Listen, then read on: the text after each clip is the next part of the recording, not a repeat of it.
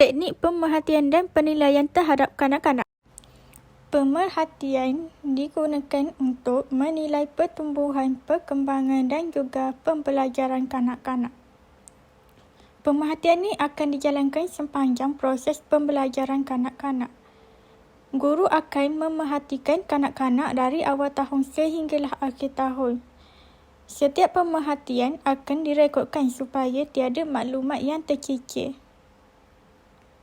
Penilaian pula ialah proses mendapat, menentukan dan memberi maklumat yang berguna ataupun menganalisis hasil pengukuran bagi tindakan selanjutnya.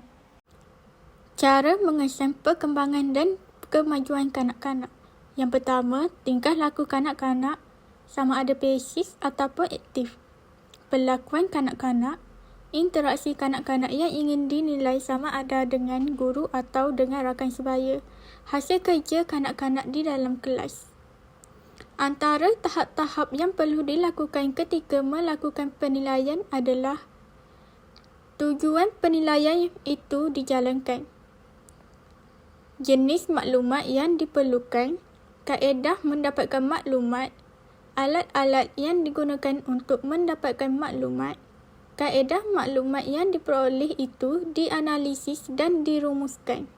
Dan yang terakhir, kaedah merekod maklumat supaya dapat dilakukan dengan sebaik mungkin. Terdapat 4 kaedah pemerhatian dan penilaian. Merekod melibatkan 3 asas teknik merekod iaitu menghuraikan rekod berterusan dan rekod anekdot. Mengira masa dan menghitung jumlah iaitu persampilan peristiwa dan senarai semak. Dan yang terakhir ialah kesimpulan dan pertimbangan untuk menggambarkan sesuatu iaitu skala radar. Senarai semak. Panduan untuk menyediakan senarai semak. Guru perlu menyediakan senarai semak dengan lebih awal sebelum membuat pemerhatian terhadap kanak-kanak.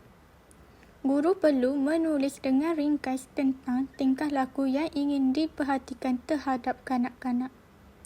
Senarai semak digunakan untuk menilai tingkah laku kanak-kanak. Pemerhatian perlu dilakukan beberapa kali untuk mendapatkan maklumat yang tepat tentang perkembangan kanak-kanak. Kebaikan menggunakan senarai semak. Guru akan dapat banyak maklumat yang boleh direkodkan apabila membuat pemerhatian ini. Guru tidak perlu melengkapkan senarai semak dalam masa sehari dan senarai semak ni boleh digunakan oleh sesiapa sahaja seperti macam ibu bapa pun boleh guna juga. Keburukan senarai semak ialah item senarai semak terhad dan perlu ditafsir secara berhati-hati dan juga kurang mendapat maklumat tentang kekerapan, jangka masa dan keterangan tingkah laku kanak-kanak. Contoh senarai semak. Contoh rekod skala radar secara individu. Petunjuk item untuk skala radar. Contoh rekod skala radar secara berkumpulan. Yang terakhir ialah contoh rekod skala radar secara kelas. Seterusnya, rekod anekdot. Rekod anekdot merupakan catatan peristiwa atau perubahan tingkah laku kanak-kanak. Panduan untuk menyediakan rekod anekdot, guru perlu membuat pemerhatian pada peristiwa yang tidak dirancang ataupun yang dirancang.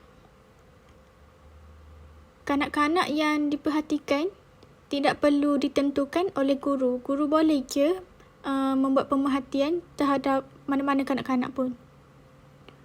Mengenal pasti sama ada peristiwa itu penting kepada perkembangan kanak-kanak ataupun tidak. Guru perlu menulis apa yang dilihat secara objektif. Guru perlu juga menulis tentang perkara-perkara yang menggambarkan perkembangan kanak-kanak tersebut. Perkara-perkara yang dipertimbangkan untuk membuat rekod anekdot. Contoh rekod anekdot. Rekod berterusan. Rekod berterusan merupakan catatan yang terperinci tentang kejadian mengikut turutan masa. Setiap perlakuan dan apa yang dituturkan oleh murid akan dicatat sepanjang pemerhatian dijalankan. Catatan rekod berterusan ini diulang beberapa kali sehari dan dicatatkan berterusan mengikut jangka masa yang ditentukan bagi membantu guru tentang keberkesanan pengajaran dan pembelajaran di dalam kelas. Aspek yang diperhatikan di dalam rekod berterusan ini ialah menyeluruh, meliputi kognitif, afektif dan psikomotor yang melibatkan juga faktor-faktor bahan dan persekitaran. Tujuan menggunakan rekod berterusan. Guru boleh menggunakan rekod berterusan ini sebagai salah satu penilaian diagnostis untuk menilai keberkesanan penggunaan kata, pembedahan kata dan kosakata kanak-kanak. Hasil merekod ini juga dapat mengkategorikan murid di dalam kumpulan. Dan tujuan menggunakan rekod berterusan ini juga dapat mengesan pelbagai aspek perkembangan pencapaian kanak-kanak dan dapat mengesan permasalahan yang dihadapi setiap kanak-kanak. Panduan menyediakan rekod berterusan. Guru perlu memastikan item yang akan difokuskan semasa pemerhatian. Guru juga perlu merekodkan apa yang dilakukan oleh kanak-kanak. Rekod perlu dituliskan dengan tepat dan padat.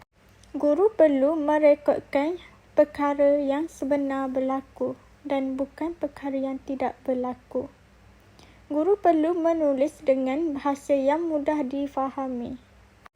Rekod perlu dicatat mengikut urutan peristiwa seperti daripada pagi sehinggalah petang, mengikut urutannya, apa yang kanak-kanak itu melakukan.